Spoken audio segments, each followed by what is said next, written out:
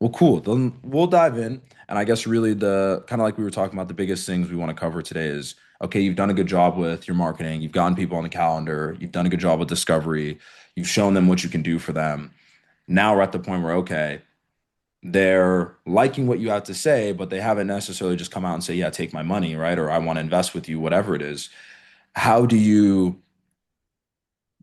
transition that close in a way that's comfortable? Because obviously you don't want to be like pressure, you don't want to have pressure tactics and do things that you know, make you feel a little weird, but how do you still hold that authority and then obviously move forward in the process? You can actually successfully close that client and have new clients, right?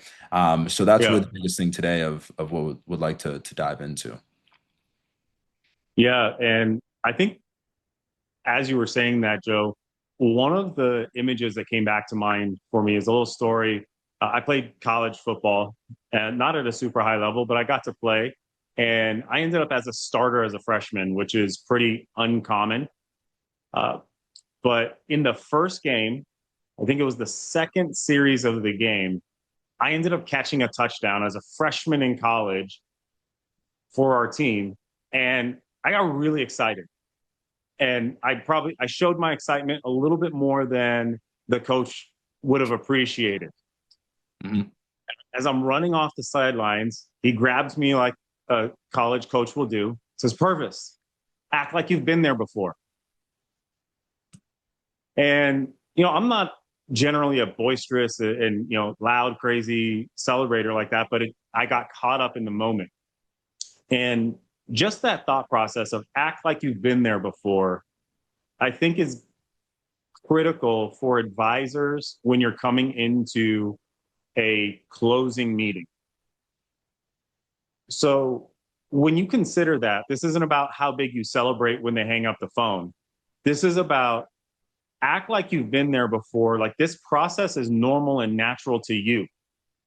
Because when you display discomfort, the client receives discomfort. If you ask a question that you're uncomfortable asking, the client is uncomfortable answering it. So you have to be prepared to the point that I know exactly what I'm going to ask. I know the questions that are going to lead to me asking, and I know when I have permission to close. So the first thing that I would say is have that mindset that I'm going to act like I've been there before, and that comes from preparation. So when when I think about preparing for a third or fourth meeting, which is really when a close is most likely to happen, if I'm expecting to ask a girl to marry me, I'm going to have a ring in my pocket, right? Mhm. So if I'm asking a client to become, or if I'm asking a prospect to become a client, I need to have the tool that makes that happen ready. One of the things I've trained advisors on for years, and it's the simplest process, but they have so much resistance to it, is pre-fill your application before your closing meeting. And I don't know why people have resistance to this because it takes 12 minutes of your time. Because what if they don't close? Because what if I go through all that and they walk away? Well, what if they're ready to move forward with you and you're not, and you don't have it? One of my favorite mantras is better to have and not need than need and not have. When it comes to being prepared, that's what it means as an advisor to walk into your closing meeting. I have all the documents ready. Now, do I have social security, driver's license, and beneficiaries' birthdays? No, probably not. But those take 3 minutes to fill out. So what if you get to the close, you've answered all the questions, you've made your presentation, you've given your offer, there's great alignment, and you get to say to the client, hey, Joe, sounds like everything is ready to go on your part. I need about 5 minutes worth of information, and we can actually start the onboarding process now. 5 minutes sounds easy. And this is another key principle in closing strong. Make it easy for the client. Don't make them work for it.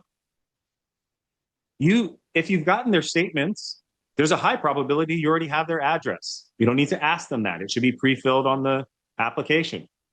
You've asked them so much that we can already walk through the application. You know what company the account's at, you know all of their background information. All you need is social security, driver's license, beneficiary information, and bank account if you're going to set up an integrated bank transfer, which in a situation like this, I might recommend just leaving the automated bank account information off, just because it's one less thing for them to go through. Make it simple. So be prepared, pre-fill everything that you can. And at the end of when you get to your closing meeting, just say, hey, I need about 5 minutes worth of information. Can I get this to you so we can get this done now? Boom. The other big thing is to have a unique offer,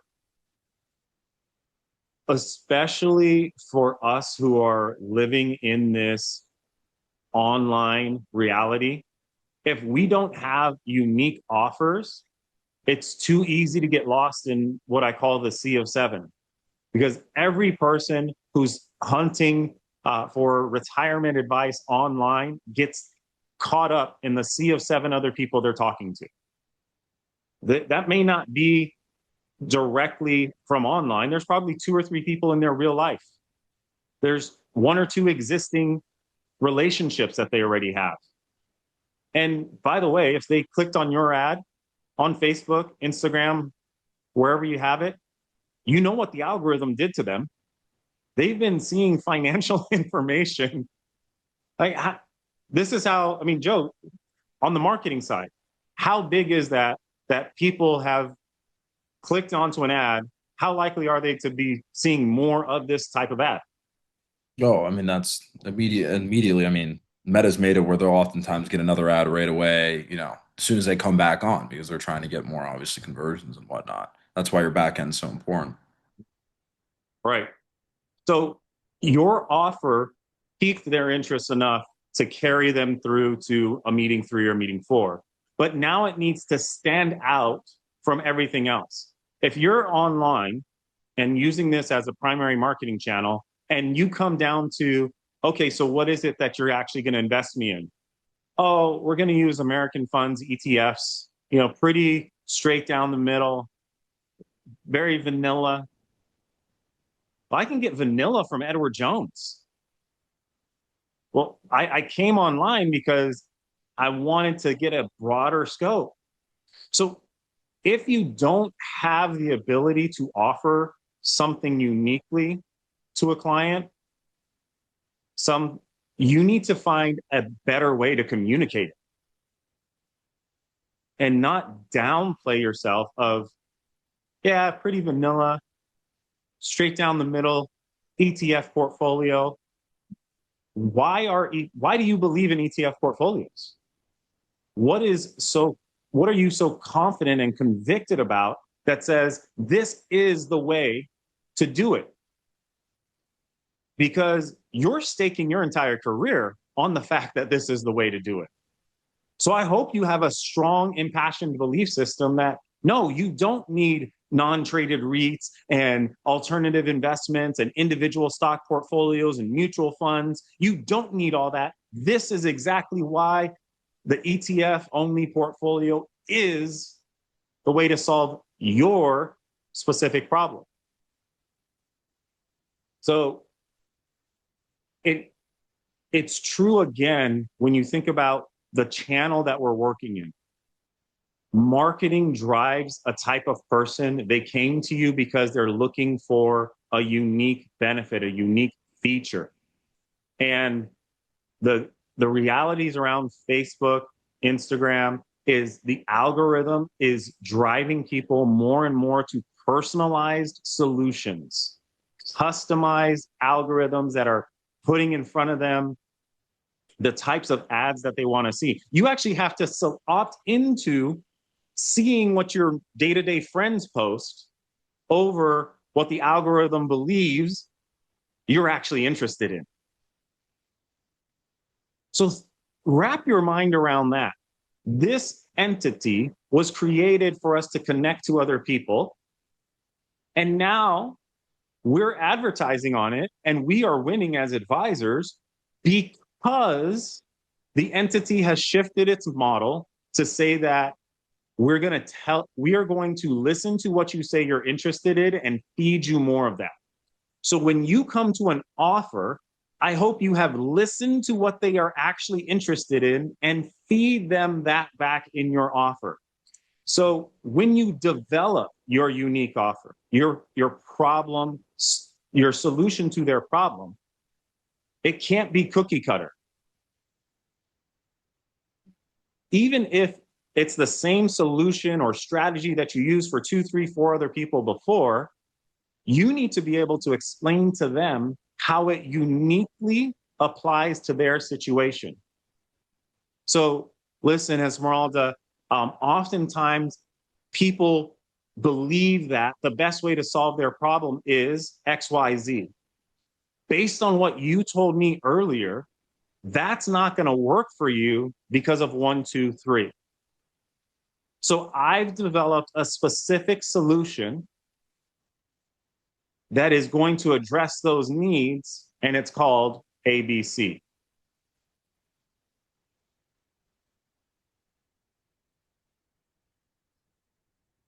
When you think about the offers that you hear, Joe, how does that, what are advisors missing from doing that? Yeah. Like, I what mean, are they doing instead? I think a lot of times, because when we're talking about, hey, add angles, the Andromeda update, everything we talk about is creative diversity because of how the algorithm is changing to target people based on specific pain points. They want, to hit them at the right time for a solution they're looking for. And so sometimes that a great job is done on that front end, right? People get in the room, they get in the door, and it's okay. I came here because I have XYZ problems. I'm looking for this. You were talking about how you can help me with, this way of doing things, a specific strategy and whatnot. And I think the problem is like say like on the statistical analysis, right? When you're kind of presenting those options, you do a good job of because that's why they're at that third meeting, that fourth meeting, is because you did a good job of showing them the options for their strategies. But I don't think it's that advisors don't have a unique offering. I think one thing you said that stood out was the way you frame it, right? The way you tie back why they got on that call to why you're actually doing the specific strategies rather than just assuming they understand that it's going to be customized and that you're doing the things that they actually need. You really have to just more explicitly state why you're doing each thing for a specific pain point that they had. Because I think it's very easy to just bundle it up as like, yeah, we're going to work on, saving you some money in taxes, getting that retirement income going, X, Y, and Z, rather than what you said, where it's like, hey, you might believe, or a lot of people think that this is the way to do it, but based on these problems you told me, here's exactly why we're doing it this way and being more detailed almost. And I mean, I think that alone, that framing of it and how you phrased it would help, right? Rather than just kind of uh, just going about it and assuming they understand that, because in all honesty, right, even when I talk to advisors, there's only so much that can be done, right? No one's got a secret. I mean, there's definitely advisors who are better than others and have more solutions and have done more research, but you can't go around saying, crazy things. There's compliance, right? But it's more of how you frame why you're doing those specific things and how it's going to solve those specific problems. It's almost the same thing you're doing in the marketing, right? You're finding the problems and you're showing them why your solution can help them. You need to carry that throughout that sales process, and I think that's the thing that advisors are likely missing is you get to the actual sales process and it's just I'm looking at the big picture pain points I'm going to solve or the big picture things I can do for you, but I'm not tying them back to the whole reason we've been going through this conversation and you've been telling me is exactly what I want. Yes, I want to save more in taxes, but why? Well, so that way I can have more cash flow to, I don't know, go and travel. Yes, I want this baseline, income because I want to support X, Y, and Z. And rather than just saying, hey, yeah, well, this strategy is going to help you save in taxes and this strategy is going to help you, build that income, you tie back exactly why we're even like, yes, that strategy is going to do that, but why are we doing that based on the problems you told me you had? Yeah, and I would actually recommend advisors uh, get a little old school. A lot of us hold our meetings. We have our digital, auto transcription, or your Zoom transcribes everything and it takes notes for you so you can be totally present and you feel great that you're interacting with the client, but you miss those aha moments. Because when we were writing notes with pen and paper, right? Somebody said something that was important, like you underlined it, you wrote it in a different spot on the note paper, right? I would encourage you, keep a piece of paper around you just to write down those key words, right? Travel to Indiana for mom. I've got to do that once a quarter because of what she's going through. And each one of your presentations, because here's what happens in an advisor's world, right? Yesterday, I got so lost in the sauce preparing for a client meeting. I completely forgot about an internal call that I was supposed to have with one of my support team. And they were like, hey, Jason, what happened? Well, I was neck deep in solving this problem. And I was looking at what future casting might be going on based on the bond market and how what's going on in Iran is going to impact the plan that we put in place. And I'm just absorbed in all the technicality. And we come out of that with a great plan for clients that's bathed in technicality. And we need to almost pull that back and come back to meeting one. Hey, what were those 4 things that I circled? Travel to Indiana for mom. Concerns about taxes. The specific words that they use, not just the generic, taxes, checkbox. If they said, concerned about taxes, then I want to use the words concerned about taxes. If they said, angry at Uncle Sam, I want to use the words, because you were angry at Uncle Sam, here's how this strategy solves that. Their language will always mean more to them than your fancy technical term to it. Than saying this tax loss mitigation strategy is going to solve your problem. Using their language to say, hey, you were frustrated. You said that you're ticked off at Uncle Sam. So I've got this tool that, quite frankly, undermines what they're trying to do. It's completely legal, moral and ethical. Most people just use it the wrong way. Let me show you how it works. If Uncle Sam is who they're angry at, and you just told them how to undermine them, and can I show you how it works? You've got permission to show that. They're engaged and they're excited about it. Mm-hmm. One technique in the closing meeting that is really powerful is the table turning concept. So you get through explaining a process to someone, and let's say, Joe, I walked you through the tax loss harvesting strategy that we deploy that allows you to get gains in the market and reduce your capital gains over the years. What do most advisors say after they go through all that explanation? They typically ask a question of the clients. What's the question they ask? After a big explanation, do you understand? Yeah. Yeah. Does that make sense to you? Mm-hmm. Right? They ask some question like, does that make sense to you? Do you understand? What do you think about that? And if you're the client, and Joe, you know a lot about advising, but because of who you talk to, but if I were to explain something deep and technical to you and say, does that make sense to you? What are you going to say? Almost 99 times out of 100. Yeah, makes complete sense. Yeah, it makes sense because I want to get off the hot seat right now. Mm-hmm. You are just way too smart for me, and you asked me a question, and I just want to move on from this. Yeah. And you've made it pressure to say, hey, do you actually understand it?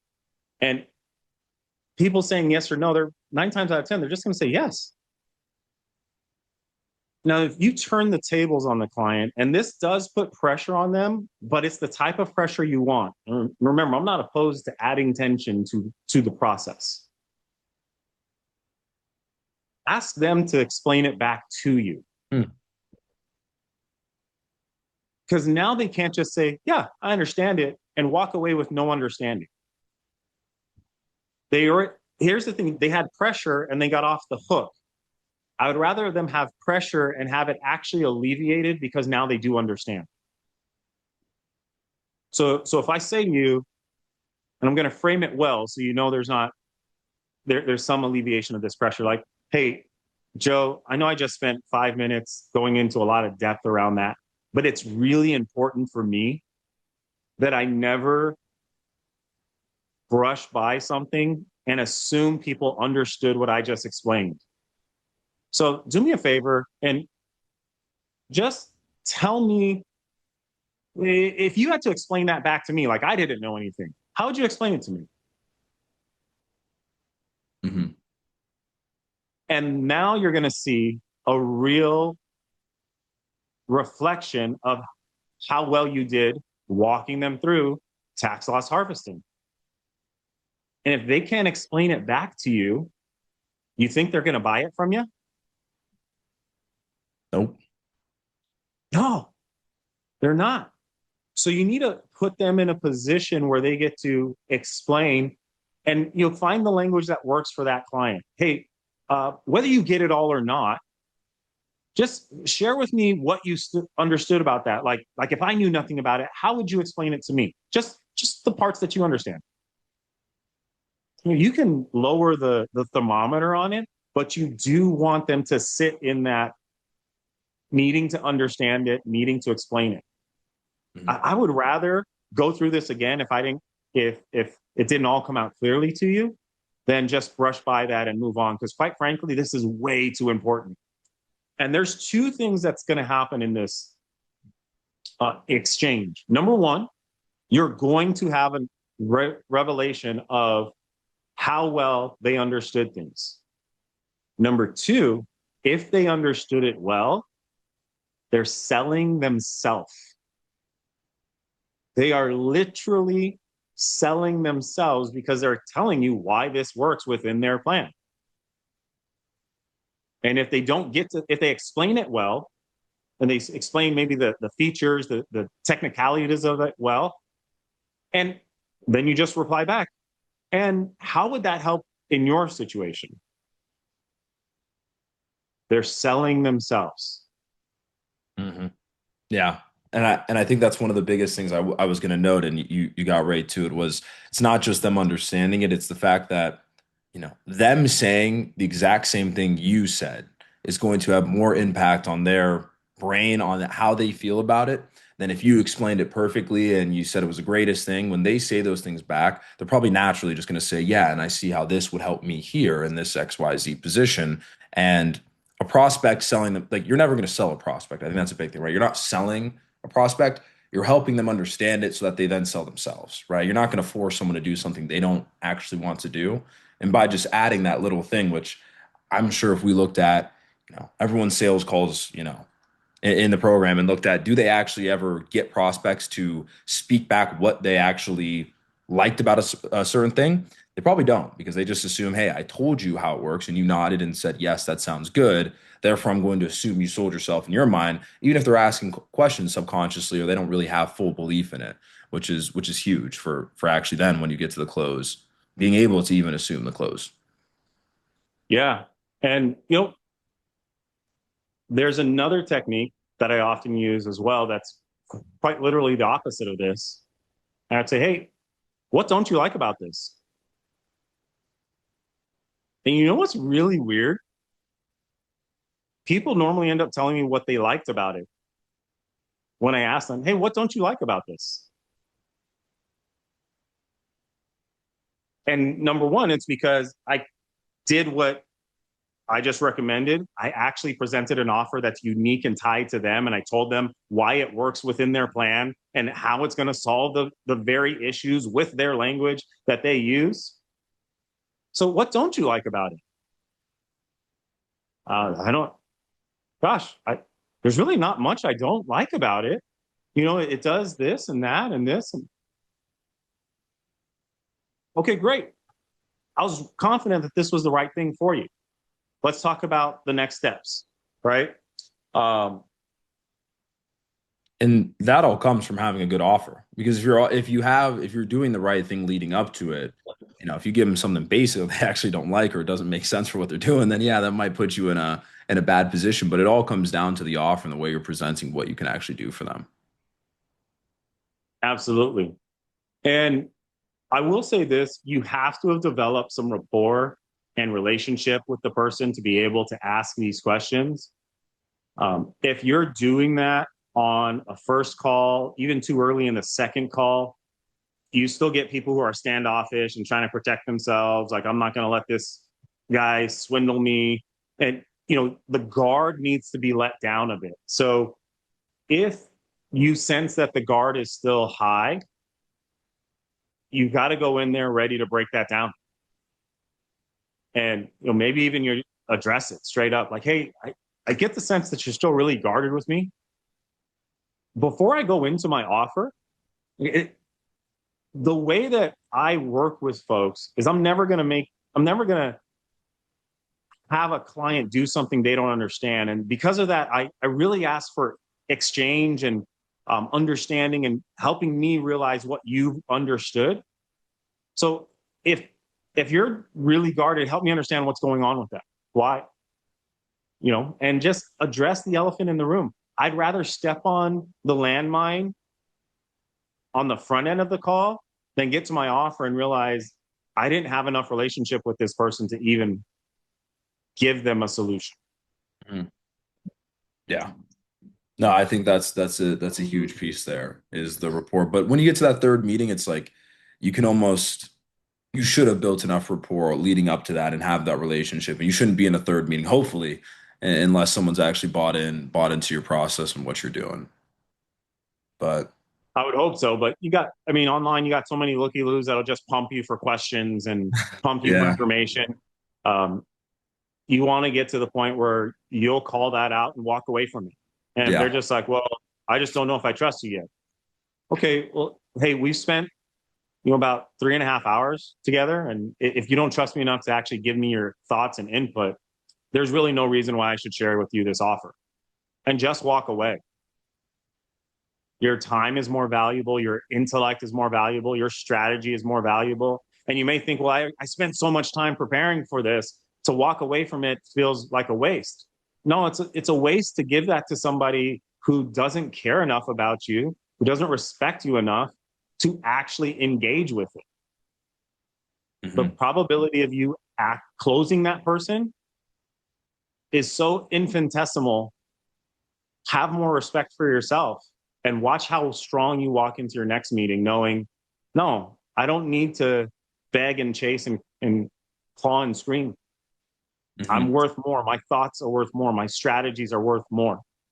hmm No, yeah, I think that's very important.